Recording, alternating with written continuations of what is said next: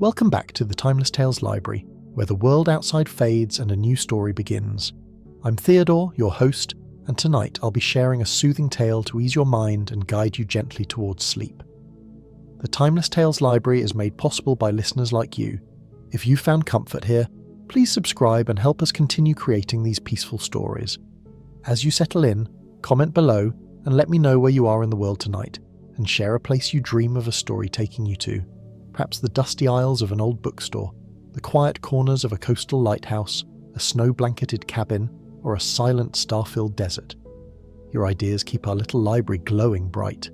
In the hushed corridors of Castle Dracula, where moonlight filters through ancient windows and time moves like honey through stone, you're invited to discover a sanctuary of whispered knowledge. Tonight, descend into the castle's legendary library, where vampire scholars gather in peaceful contemplation, and let the gentle turning of time-worn pages carry you into restful dreams. Now, breathe deeply and let the day's weight slip from your shoulders like embers fading into the night. Tonight, you're not in your bed, you're entering the emberlit chamber of the Timeless Tales Library. This warm, intimate room glows with the soft light of countless tiny embers floating gently above, casting a golden hue over shelves carved from dark, polished wood. Each book pulses faintly, as if alive with stories of courage, mystery, and quiet triumphs. The air carries a hint of cedar and spice, soothing your senses. Sink into the comforting embrace of your mattress, your personal haven within this radiant chamber. Relax your legs, your arms, your brow. Let the gentle warmth of the embers wrap around you, easing your mind into stillness. Step closer to the shelves and feel the stories stir.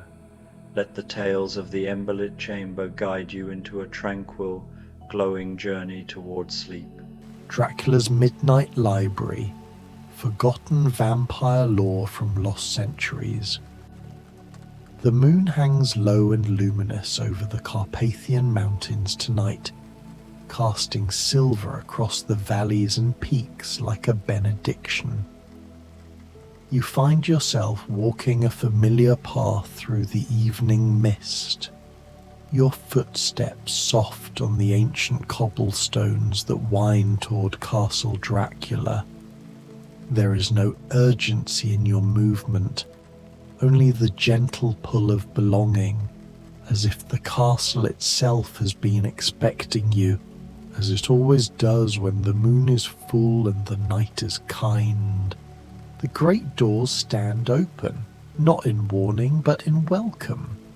Warm candlelight flickers from within, and you can already smell the comforting scent of old leather, parchment, and the faint sweetness of dried lavender that someone has placed in bowls throughout the halls. This is not the castle of legend and fear, but the castle as it truly is, a place of learning, of quiet reflection, of endless nights spent in the company of those who have all the time in the world to understand it. As you cross the threshold, you feel the familiar embrace of the castle's atmosphere settling around your shoulders like a velvet cloak. The stone walls are warm tonight, heated by unseen fires deep within their ancient hearts. Tapestries sway gently in drafts that feel more like sighs than wind, and the suits of armor lining the corridors seem less like sentinels and more like old friends keeping watch so that you might rest undisturbed. Your feet know where to carry you. Down the main corridor, past the portrait gallery where painted eyes seem to smile rather than follow, past the music room where someone is playing a gentle nocturne on the harpsichord, the notes falling soft as snowflakes, and toward the great spiral staircase that descends into the heart of the castle. The steps are worn smooth by centuries of footfalls, each stone holding the memory of all who have walked here before you. Down you go, one slow step at a time, your hand trailing along the cool stone wall. The staircase curves gracefully downward, and with each step you feel yourself sinking deeper into tranquility, as if descending not just through space but through layers of consciousness, each one softer and more dreamlike than the last. Candles in iron sconces light your way, their flames steady and unwavering, creating pools of golden light that overlap and blend into a continuous gentle glow. At the bottom of the staircase, a corridor stretches before you, and at its end, two massive oak doors stand slightly ajar. Even from here, you can see the warm light spilling through the gap, and you can hear the softest rustle of pages turning, the quiet scratch of quill on parchment, the occasional gentle clearing of a throat. The midnight library awaits, and there, scattered throughout the library like stars in a velvet sky, are the others, vampire scholars, each absorbed in their own research, their own quiet contemplation.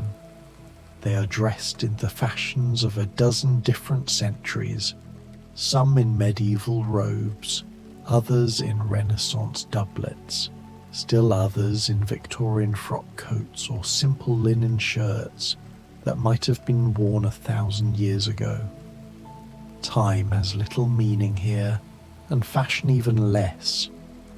What matters is the knowledge, the endless pursuit of understanding that fills the immortal hours. Near the entrance you recognize Mina, who looks up from her desk with a warm smile. She is surrounded by stacks of journals and letters, carefully organizing correspondence from vampire communities across Europe. Her hair is gathered in a loose braid, and she wears a simple dress of deep burgundy that seems to absorb the candlelight. There is an ink stain on her fingers, and her eyes hold that particular gentle brightness of someone deep in work they love. "Welcome," she says softly, her voice barely above a whisper, mindful of the other scholars. "We've been expecting you. The Count mentioned you might arrive tonight." She gestures toward the heart of the library. He's in the antiquities section with some of the others. They've discovered something quite wonderful. You nod your thanks and make your way deeper into the library, passing row after row of books. Some of the volumes are bound in simple cloth, others in ornate leather tooled with gold. A few of the oldest tomes are chained to their shelves, not to keep readers away, but to keep the books themselves from wandering, for the library holds some volumes so ancient they have developed consciousness of a sort and occasionally grow restless on their shelves.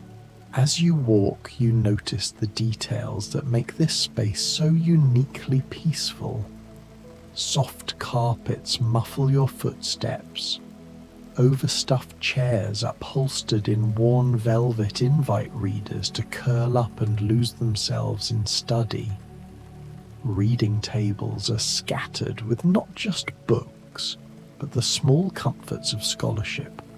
Cups of tea grown cold, half-eaten biscuits, reading glasses set aside, bookmarks made from pressed flowers.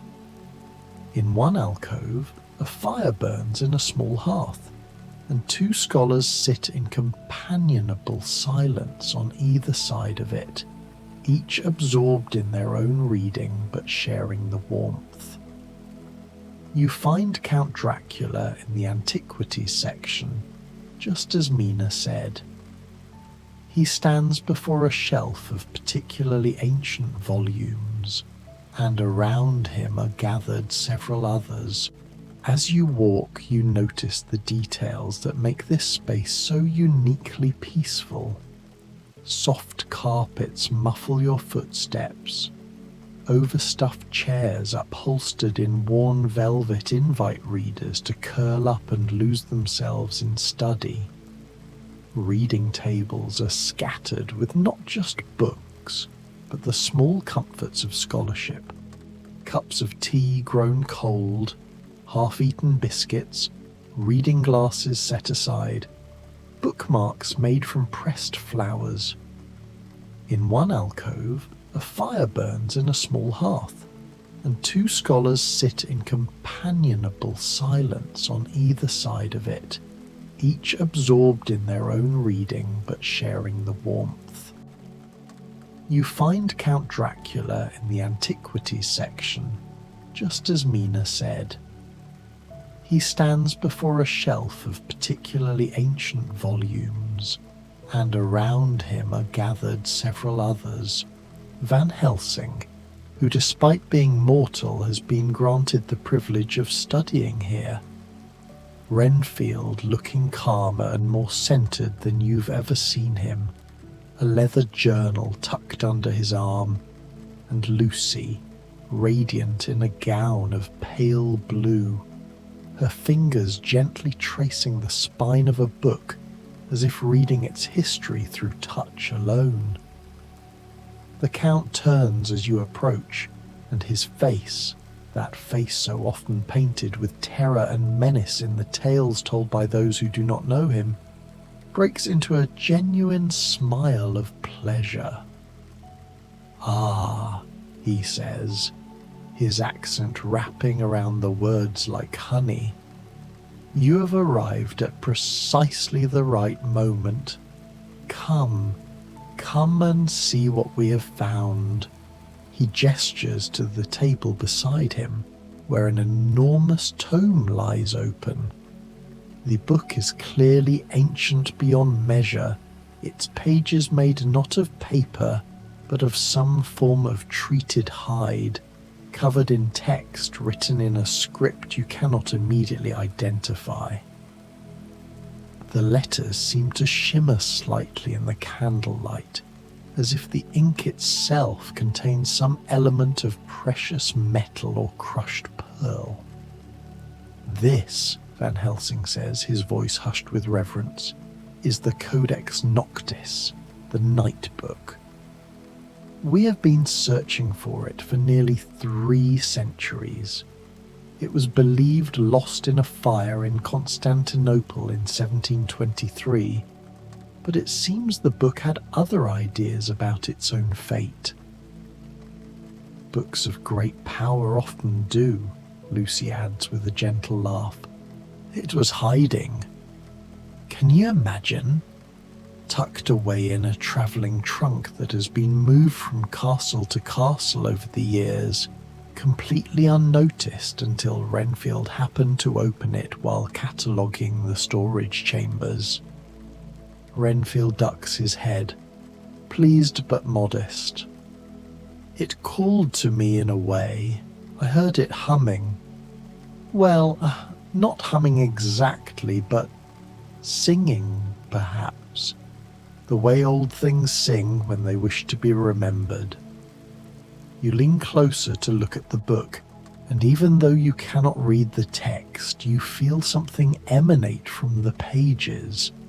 Not threatening, but ancient and knowing, like the presence of a very old tree or a deep cave. The book vibrates with accumulated wisdom.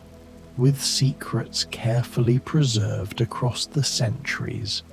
The Codex Noctis, Dracula continues, his long fingers hovering over the pages with the reverence of a scholar and the tenderness of someone handling something infinitely precious, contains the accumulated knowledge of vampire civilization from its very beginnings, histories we thought lost, philosophies we believed forgotten, and most wonderfully, his eyes light up with boyish enthusiasm that makes him look centuries younger, stories, tales from the old times, from before the great diaspora, when our kind lived openly in certain corners of the world. Fairy tales, essentially, Mina says, having joined the group so quietly you didn't notice her approach. But fairy tales that may contain truths, stories that vampire parents told their children, parables and legends that shaped our culture. Van Helsing adjusts his spectacles, peering at the text. What's remarkable is that this predates the Great Fracturing, when vampire communities across the world lost contact with each other for nearly 500 years. This book may contain knowledge that could help us understand traditions that evolved separately, to see where they came from, what they once shared. Shall we read some of it? Lucy asks, looking around at the gathered group. It seems a perfect night for it. We could take turns, share the stories aloud, let them live in the air again after so many centuries of silence. There is a murmur of agreement, and the group begins to arrange themselves comfortably. More chairs are drawn up around the table. Someone fetches a tray with a tea service. Proper English tea, you note with amusement, even here in this Romanian castle in the depths of night. A vampire in a medieval monk's robe brings cushions from a reading alcove. Another appears with a lap blanket of soft wool, which is draped over Lucy's knees, and then someone brings another for you, tucking it around you with casual care. Dracula settles into a high-back chair at the head of the table, the codex positioned before him. The candlelight plays across his features, softening them, and in this moment he is not the fearsome count of legend, but simply a scholar, a reader, a keeper of stories who is delighted to share them with friends. "Let us begin," he says softly, "with a tale from the early times, when our kind first learned to read the stars and understand that time moved differently for us than for mortals." He clears his throat gently and begins to read, his voice taking on the cadence of the born storyteller, each word shaped with care and offered like a gift. The tale he reads is about a young vampire who lived before there were castles, before there were cities, when the world was all forest and mountain and wild places. This young vampire had been transformed during a meteor shower, and forever after, they could navigate by the stars in ways that others could not. They became the first of the great vampire explorers, mapping the world by night, creating charts that guided their kind for centuries to come. As Dracula reads, his voice rises and falls like a gentle tide. Sometimes he pauses to translate a phrase or to explain a reference to a place or custom long forgotten. The others listen in perfect stillness, their faces peaceful, their eyes either closed in concentration or fixed on some middle distance as they visualize the tale unfolding. When he finishes, there is a moment of satisfied silence, and then Van Helsing reaches for the book. "May I?" he asks, and at Dracula's nod, he carefully turns the pages until he finds another tale. This one he reads in his slightly accented English, and it tells of a vampire who became a master gardener, who learned that certain flowers would bloom at night if sung to in the right manner, and who created gardens of moonflowers and night-blooming jasmine that became sanctuaries for their entire community. The story unfolds like a flower itself, each detail revealing something more beautiful than the last.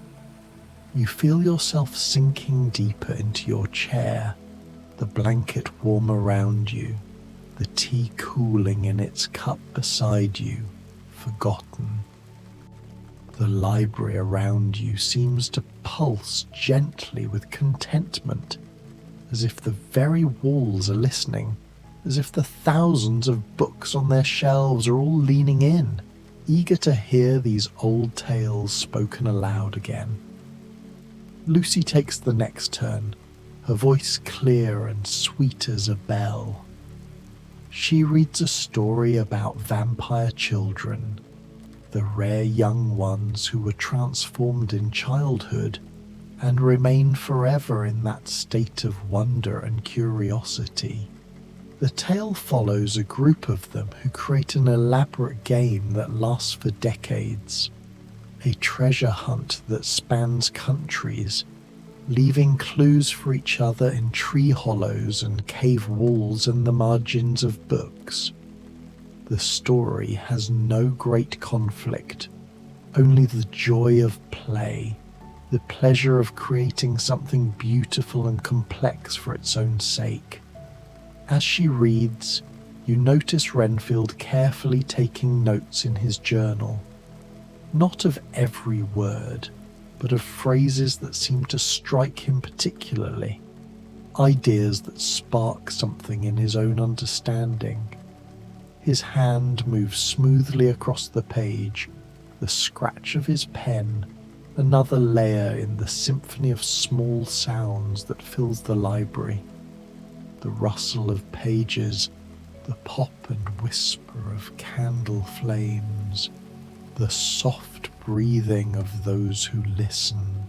Mina chooses a story next, one about an ancient vampire library much like this one, but built in an underground cavern where the walls were naturally lined with crystal that amplified sound.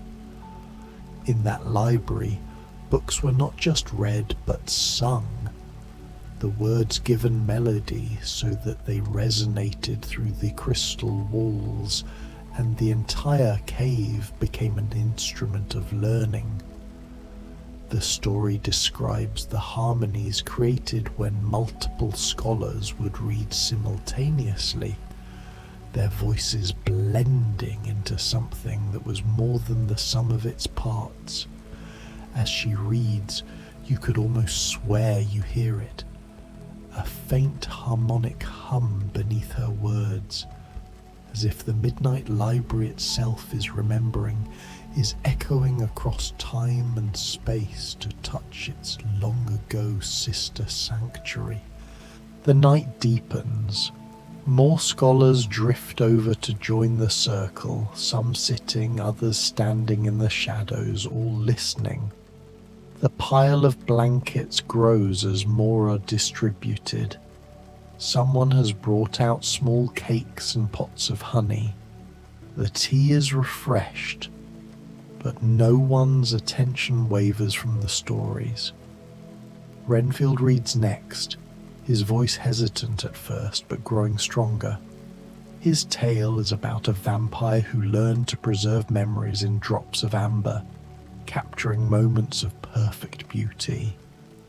A sunset, seen from the shadow of a cave mouth.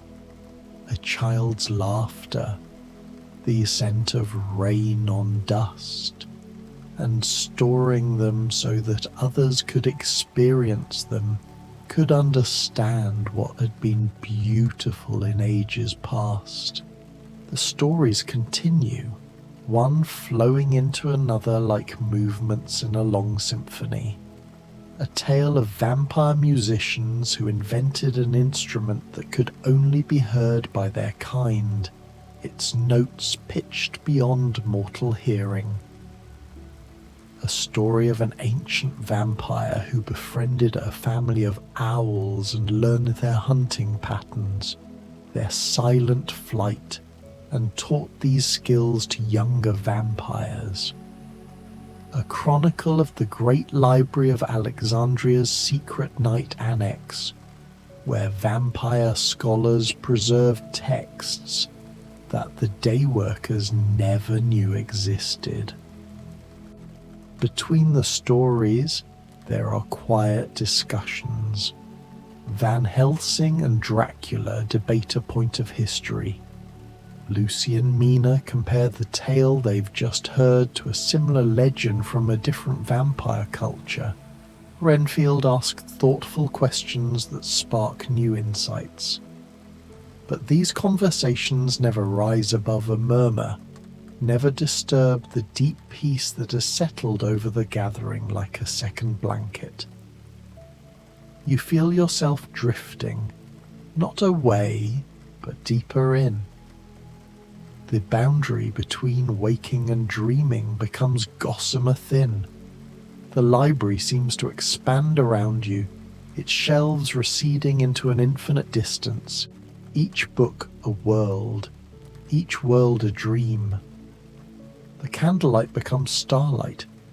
The scholars around you become constellations, fixed points of gentle wisdom in the darkness. Dracula's voice returns, reading again, and you're not sure if minutes or hours have passed.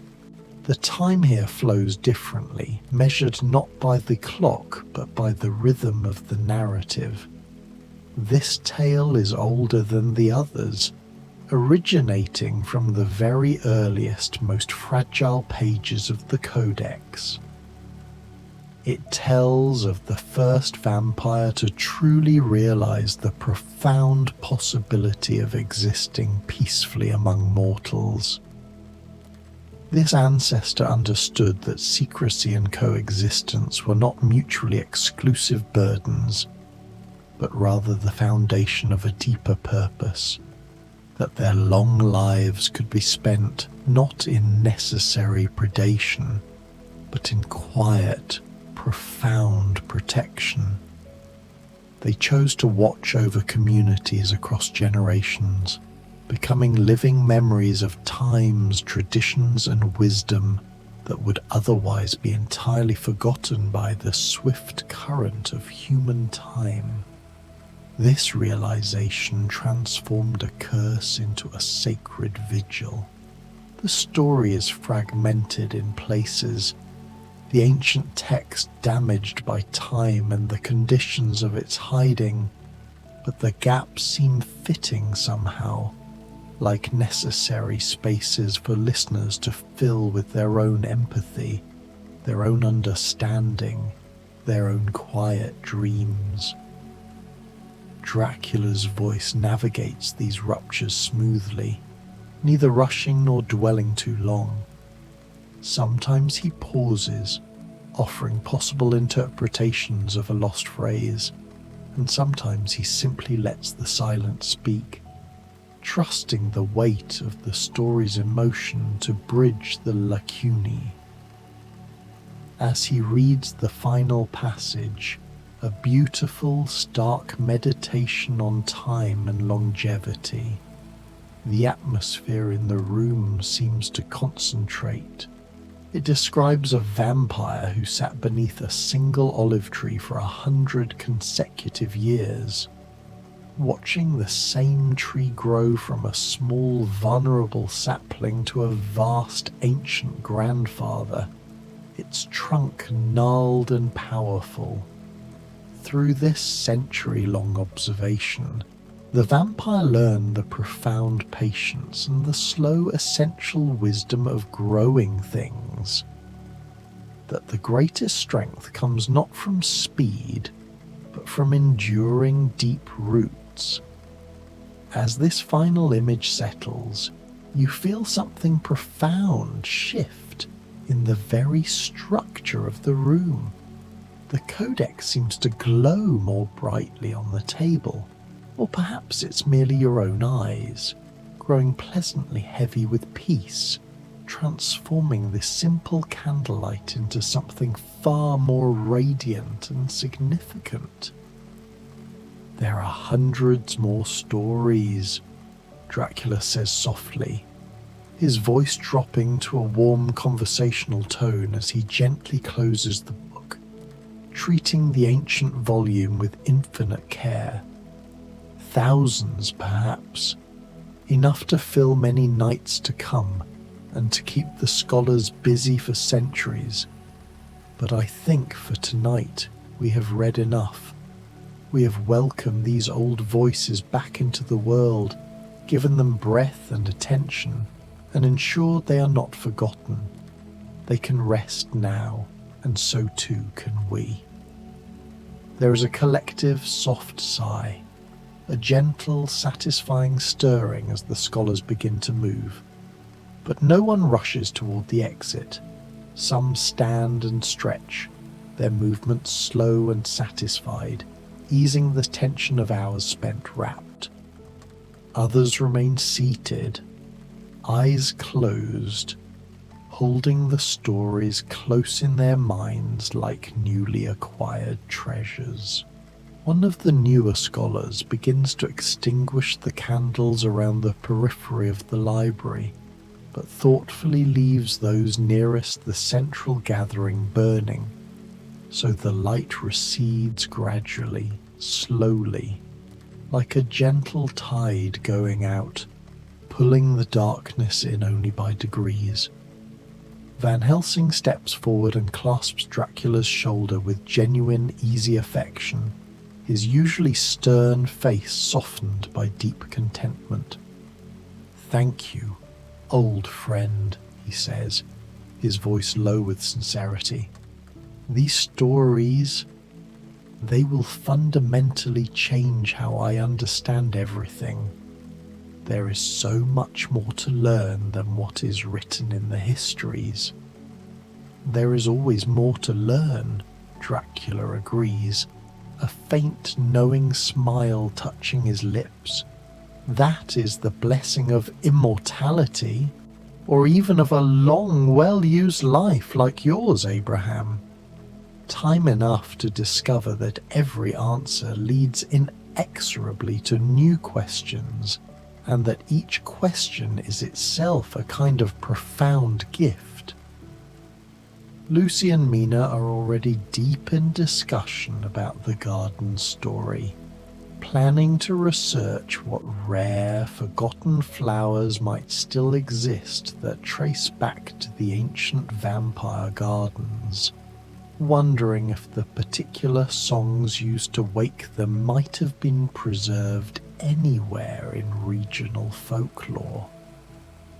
Renfield is carefully wrapping the codex in its heavy silk cloth, preparing to return it to a newly established place of honor in the collection, though clearly much more accessible than its previous forgotten hiding place. The stories have earned it a central position. You find yourself rising from your chair, the warm blanket falling away. You realize you're not tired in the way that demands immediate sleep, but rather filled with a deep, pervasive and satisfied peace. The kind that comes after a perfect, unexpected evening spent exactly as you wish to spend it, having witnessed something truly profound. Dracula notices your movement and comes instantly to your side, his presence a comforting weight in the now quiet room. "I am truly glad you joined us tonight," he says, his gaze steady and sincere.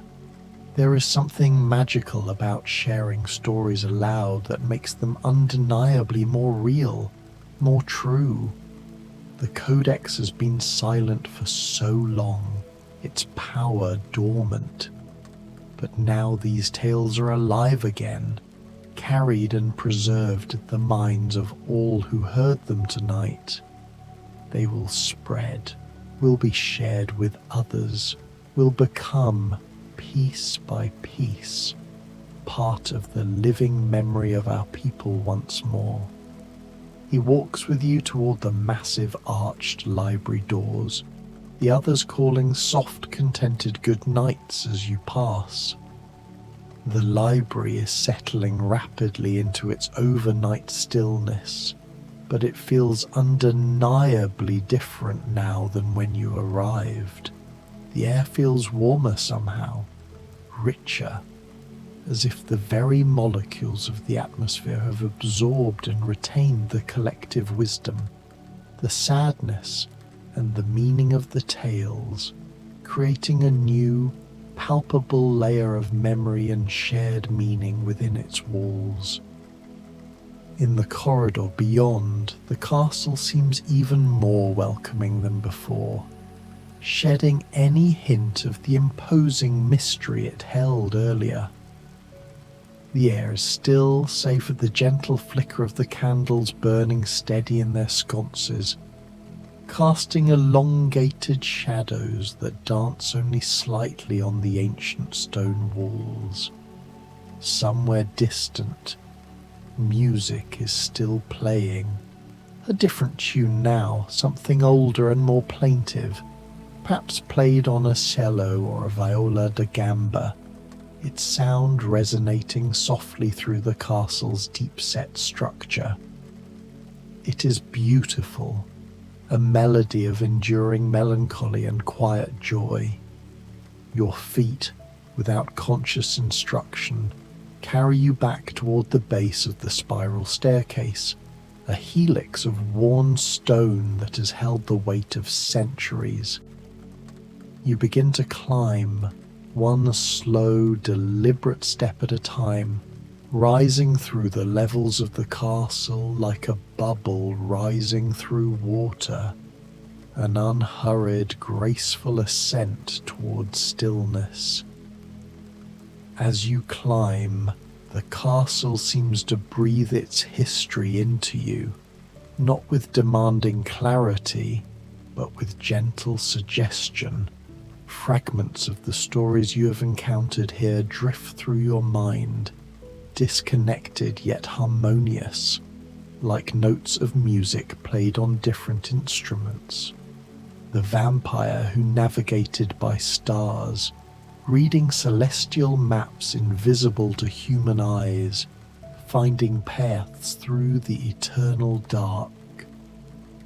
The secret gardens that bloomed only at night, their flowers exhaling perfumes of unimaginable sweetness into the moonlit air. The children who played their strange, timeless game across decades, their voices echoing in the sun-drenched courtyards of memory. The library where books were not merely read but sung aloud, the knowledge made vital and resonant. Each image is clear and bright, requiring no effort to recall, yet they do not demand your attention or interrupt the quiet rhythm of your climb. They simply exist, peacefully, like pictures in a vast, well-curated gallery you can visit whenever you wish, their beauty adding depth to the present moment. You emerge, finally, onto the main corridor of the uppermost level. Here, the narrow, deep-set windows reveal the deep indigo of late night, that exquisite hour when darkness is at its richest, most velvety black, but the first faintest whisper of eventual dawn exists somewhere beyond the curve of the world, held momentarily in abeyance. The stars visible through the castle windows are piercingly bright and steady. Cold ancient fires blazing in the velvet night. As you gaze at them, you remember the story of the Star Reader, and you imagine them out there in the ancient forest that surround the castle, perhaps still charting the sky with silent wonder, a testament to the enduring power of seeking knowledge. Your path, as if guided by an invisible, thoughtful host, takes you to a small, private room that has been prepared for you, as a room always is when you visit the castle. The door is slightly ajar, inviting you in. Inside, the bed is already turned down, the linens crisp and clean, smelling faintly of lavender and fresh mountain air. A heavy antique carafe of cool water sits on the bedside table beside a single, elegantly simple candle, its wick already lit. The window is open just enough to let in a cool, fresh draught that carries the complex scent of pine, damp stone, and the distant eternal snows on the highest mountain peaks. You prepare for bed slowly, every movement languid and peaceful, a ritual of letting go. The day's memories, the library's mysteries, the castle's quiet presence, all are absorbed and settled into a profound state of calm. As you slip between the sheets, you feel the perfect, soothing coolness of the fine linen against your skin, a sensation of pure, sensory comfort. The gentle weight of the blanket settles over you, a comfortable press that feels less like fabric and more like a quiet, protective blessing.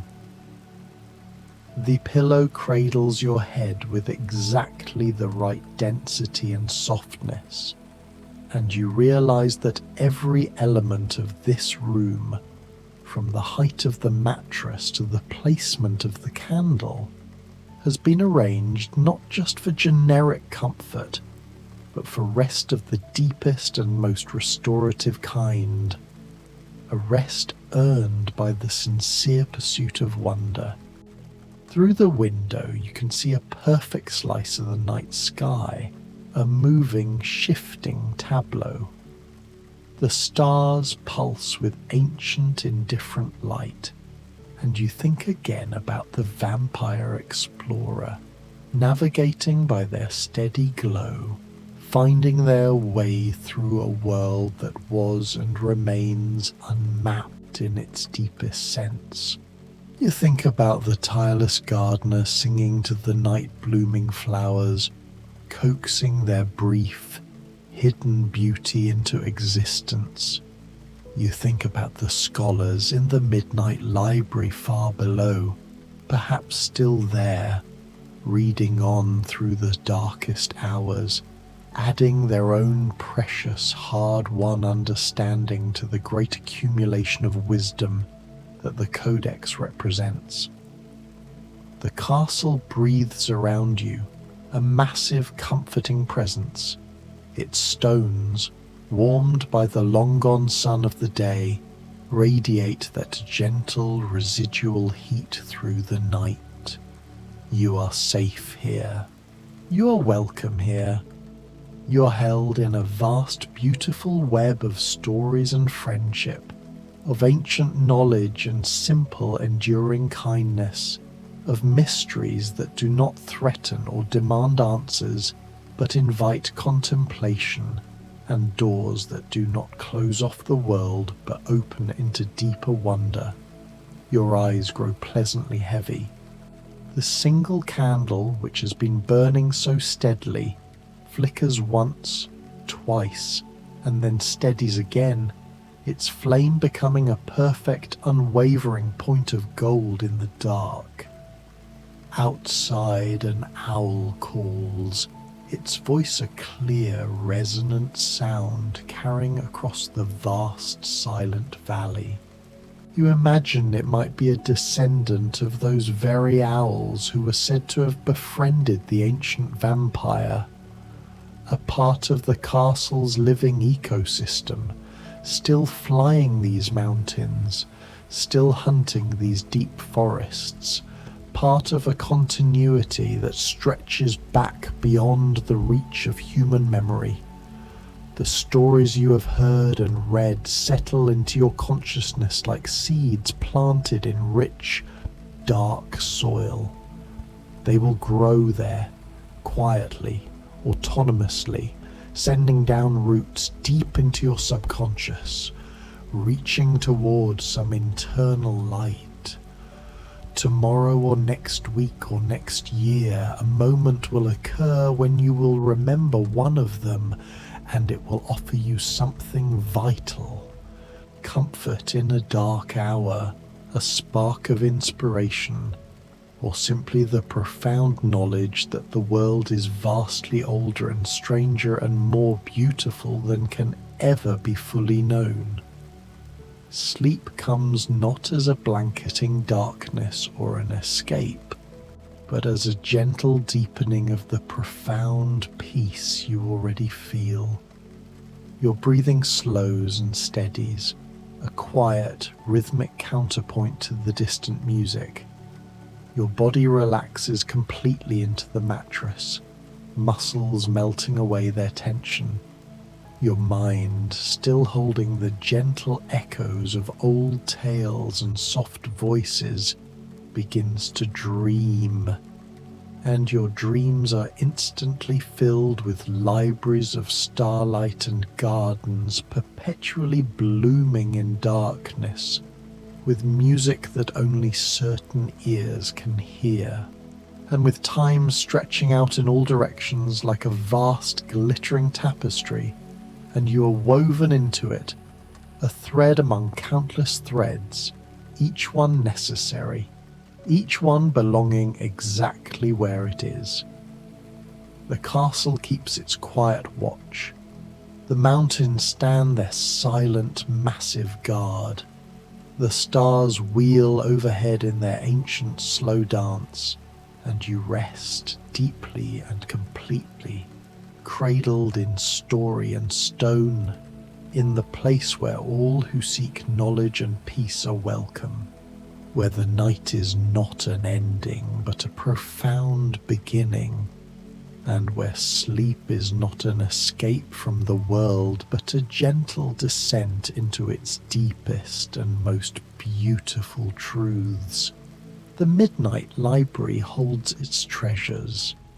The great codex rests in its silk wrappings, and you, dear traveller, sleep the peaceful sleep of one who has found sanctuary, who has heard old wisdom spoken aloud, who has been welcomed into a circle of friends and storytellers, and who knows, with the deep, quiet certainty of dreams, that you will return here again, when the moon is right and the night is kind, to descend those spiral stairs once more and hear what other wonders wait to be discovered in the pages of forgotten books. Rest now. These stories will keep. The library will wait. The castle stands eternal against the stars, and you are